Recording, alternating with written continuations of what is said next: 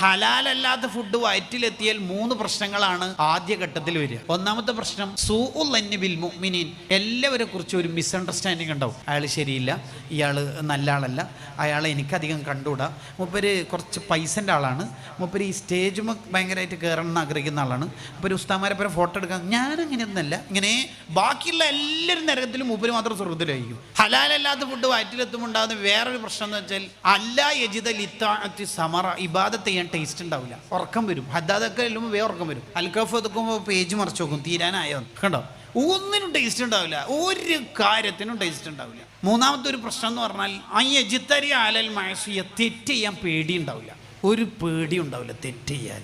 ഇസ്ലാമിൽ വളരെ പ്രധാനമാണല്ലോ ജമീഉൽ മആസിൽ ലത്തി ഇർതകബഹൽ ഇൻസാൻ, മനുഷ്യൻ ചെയ്യുന്ന ഏത് തെറ്റിൻ്റെ അടിസ്ഥാനം അകത്ത് എന്തെങ്കിലും വേണ്ടാത്തരം കയറിയിട്ടുണ്ടാവും. നമുക്കൊരു സൂക്ഷ്മത ഉണ്ടാവണം ജീവിതത്തിൽ. നമ്മളുടെ മക്കൾ കഴിക്കുന്ന ഫുഡ് പ്യുവർ ഹലാലായിരിക്കണം.